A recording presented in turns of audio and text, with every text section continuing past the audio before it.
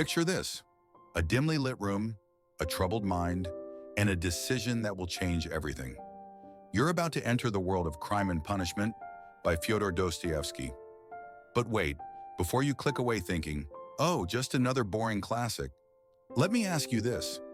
Have you ever been so desperate that you considered crossing a line you never thought you would? That's exactly where our protagonist, Raskolnikov, finds himself. Now imagine a book so powerful, so mind-bending, that it's been keeping readers on the edge of their seats for over 150 years. Yes, you heard that right. Published in 1866, this masterpiece is still messing with people's heads in 2024. But why? What makes Crime and Punishment one of the greatest novels ever written? Is it the way it delves into the darkest corners of the human psyche, or how it makes you question your own moral compass? Maybe it's the nail-biting suspense that keeps you turning pages way past your bedtime? In the next few minutes, we're going to unravel the twisted logic behind Raskolnikov's actions, the psychological cat-and-mouse game that will leave you breathless, the questions about morality, justice, and redemption that you'll be pondering for weeks. And here's the kicker. By the end of this video, you might just find yourself looking at your own life through a completely different lens. So, are you ready to dive into the mind of a killer, wrestle with earth-shattering philosophical questions, and maybe even confront some uncomfortable truths about yourself? Buckle up, folks. We're about to take a wild ride through the streets of 19th century St. Petersburg and the labyrinth of the human soul. Let's explore why Crime and Punishment isn't just a dusty old classic, but a thrilling journey that's as relevant today as it was 150 years ago. Welcome to the world of Dostoevsky. Trust me, you're in for one hell of a trip. Meet Raskolnikov, the anti-hero we can't help but root. For imagine a brilliant young man, poor as dirt, living in a cramped apartment in St. Petersburg. This is Rodion Raskolnikov, our protagonist. He's not your typical hero. In fact, he's about to commit a horrific crime. But here's the twist. You might find yourself understanding why he does it. Raskolnikov has a theory. He believes that extraordinary people have the right to commit crimes for the greater good. Sound familiar? It's the same logic used by dictators and revolutionaries throughout history. But what happens when an ordinary person tries to prove they're extraordinary? The crime, a psychological roller coaster. Now brace yourselves. Raskolnikov decides to murder an old pawnbroker. His justification? She's a parasite on society, and her money could help dozens of poor families. It's for the greater good, right? But here's where Dostoevsky's genius kicks in. We're not just observers of this crime, we're inside Raskolnikov's head. We feel his fear, his excitement, his disgust. And when things go horribly wrong, we're right there with him, hearts pounding. The punishment, it's all in your head. You'd think the punishment would be prison, right? Wrong. The real punishment is psychological. Raskolnikov is trapped in a prison of his own mind, tormented by guilt and paranoia. Enter Porfiry Petrovich, the detective assigned to the case.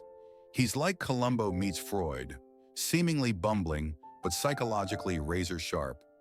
The cat-and-mouse game between Raskolnikov and Porfiry is a masterclass in psychological suspense. A gallery of unforgettable characters.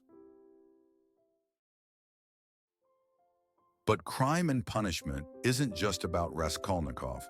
Dostoevsky populates his novel with a cast of characters so vivid, they'll haunt you long after you finish the book.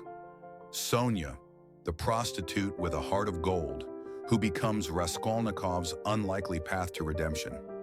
Dunya, Raskolnikov's sister, whose strength and integrity shine in the face of adversity. Svidrigailov, the wealthy and depraved man who serves as a dark mirror to Raskolnikov's own struggles. Each character is a world unto themselves, grappling with their own moral dilemmas and existential crises. The big questions: morality, free will, and redemption. Now let's zoom out a bit. Crime and Punishment isn't just a crime thriller. It's a philosophical exploration of some of life's biggest questions. Is there such a thing as justified murder? Do the ends ever justify the means? Can someone who's done something terrible still be a good person? Is redemption possible for everyone? Dostoevsky doesn't give us easy answers. Instead, he forces us to wrestle with these questions ourselves.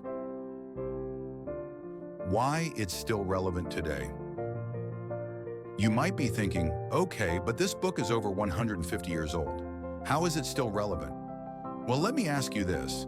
Have you ever seen politicians justify harmful actions for the greater good? Have you noticed how social media can make people feel isolated and paranoid? Have you ever struggled with guilt or questioned your own morality? If you answered yes to any of these, then Crime and Punishment is as relevant to you as it was to readers in 1866. So there you have it. Crime and Punishment, a psychological thriller, a philosophical treatise, and a mirror held up to the human soul. It's a book that forces us to confront uncomfortable truths about ourselves and our society. It shows us the dangers of unchecked ideology and the complex nature of guilt and redemption. But most importantly, it reminds us of our shared humanity. Even in our darkest moments, there's always a path back to the light. If you haven't read Crime and Punishment yet, what are you waiting for? And if you have, maybe it's time for a reread. Trust me, you'll discover something new every time. Remember, great literature doesn't just entertain us, it changes us. And Crime and Punishment has been changing readers for over 150 years. So what do you think? Are you ready to step into Raskolnikov's world? Let me know in the comments below. And if you enjoyed this deep dive into one of literature's greatest masterpieces, don't forget to like, subscribe, and hit that notification bell. We've got plenty more literary journeys coming your way. Until next time, keep reading, keep thinking, and remember, the greatest adventures often happen between the pages of a book.